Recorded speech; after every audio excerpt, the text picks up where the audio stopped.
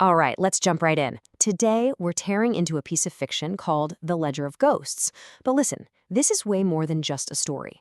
Think of it as a case study, a kind of blueprint that helps us understand the really complex and often invisible architecture of modern power and corruption. So, right from the get-go, the story hits you with this line. It's describing the headquarters of a company called Prometheus Financial, and it just perfectly sets the tone. See, this isn't just about a building, it's a symbol for a system that is completely hollow on the inside. A beautiful, shiny facade built on top of total decay.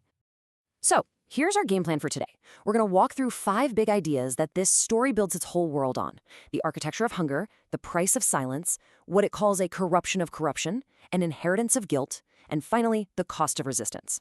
We're really going to focus on the concepts here, not just the blow-by-blow of the plot. Okay, section 1, this gets right to the heart of it. We step into the world of Prometheus Financial through the eyes of our main guy, an accountant named Viktor Petrov. And here's a man who has spent his entire life turning reality into neat, clean numbers, only to find out that the numbers themselves were the biggest lie of all. What's really fascinating here is just how fast the compromise happens. Look at this timeline. 6 months ago, Victor spots something wrong. He tries to do the right thing, reports it. But within a single month, he's already taken the hush money. He's compromised. That one decision right there is what kicks off this whole story and puts him on a collision course with some very powerful people. And this is what he found. A $47 million transfer that, and I'm quoting here, appeared simultaneously in 2 places, like a particle exhibiting wave properties. I mean, what a great metaphor for a crime that shouldn't even be possible, right? A ghost in the machine. And this one number, that's the thread he pulls that unravels the whole shebang. And this is absolutely crucial to understand. This isn't about one greedy guy skimming off the top. The story is very specific. It calls this systematic fraud. The corruption isn't some flaw, it's not a bug that needs to be patched. No, it is the system. The machine is doing exactly what it was designed to do, and what it's designed to do is commit crime. This line from the story just nails it. It really shows you how inescapable this machine at Prometheus Financial is. When the system itself is the crime, where does your own personal responsibility even begin? Or end? That's the question that just haunts every single character in this story. All right, moving into our second section.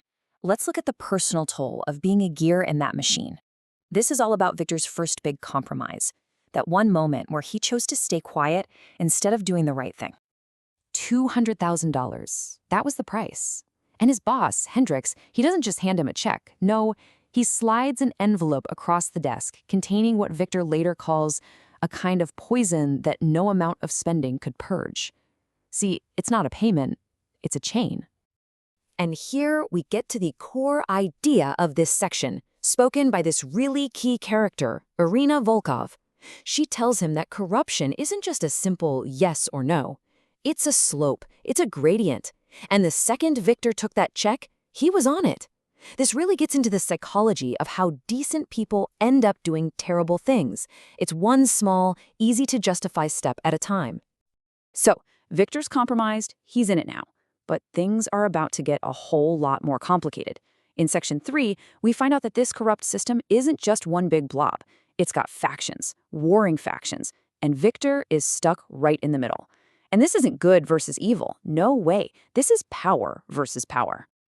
Okay, so check out the impossible choice that Victor is facing.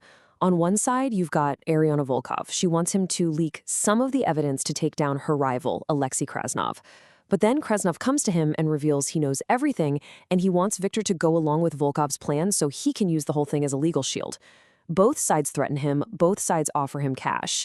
And, get this, both options make sure the bigger corrupt system stays exactly the way it is. He's just a pawn, and every single move he can make just helps their game, not his. This is Irina Volkov's ice-cold response when Victor finally gets what's happening. He's being told to use the law as a weapon while he himself is still a criminal. And this just brilliantly shows the story's main argument. This isn't some crazy exception. This is how power works at the highest levels, using the tools of the law to fight their own dirty wars. But just when you think this can't get any more tangled, the story makes it deeply personal. In Section 4, we find out that Victor's whole mess, it's not new. It's a generational echo.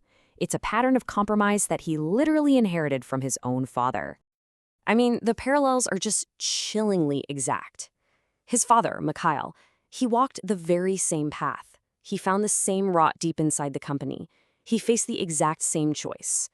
And his decision to take the money and live in silence, it hollowed him out, leaving a ghost behind. And this is the gut punch. This line is from a letter his father left for him, along with an envelope stuffed with all the proof he was too scared to ever release himself. So the inheritance isn't just guilt, it's a second chance. It's a choice passed from a father to his son, basically asking, are you going to repeat my failure, or are you going to be the one to finally break this cycle? And that leads us right into our final section, the climax. Now, Viktor is armed with his father's legacy and all his own evidence, and he has to make a choice that goes way beyond the fake one Volkov and Krasnov gave him. He has to decide if he's willing to pay the ultimate price to actually resist. The big insight here is that Viktor's real choice isn't about picking a side. It's about rejecting the entire game.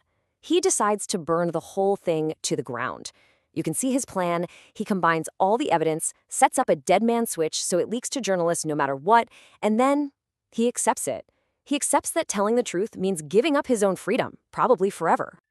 This is some bleak advice that a colleague of Viktor's, Marissa, got from her own father. And it pretty much represents the cynical, pragmatic view the whole system relies on, right? People believe that fighting back is pointless, so they just don't. Viktor's final act is a total defiance of that worldview. It's him saying that even if the system wins in the end, the fight itself has to mean something. So when you boil it all down, what are the big ideas we can pull out of this? Well, first, that deep corruption is often a feature of a system, not a bug. Second, that being complicit starts with tiny, easy-to-justify compromises. Third, that the illusion of choice is a really powerful way to control people. Fourth, that real resistance might actually require you to accept your own self-destruction as the price of admission. And finally, that our own personal sense of right and wrong gets seriously challenged when we're up against problems this huge. And that brings us to the central question the story just leaves hanging in the air. In a system where the crime is the machine itself, is resisting a meaningful act of integrity? Or is it just a more elaborate, drawn-out form of suicide? It's a heavy question. There's no easy answer. And it really forces you to think about the true cost of having a conscience in a world that's already compromised.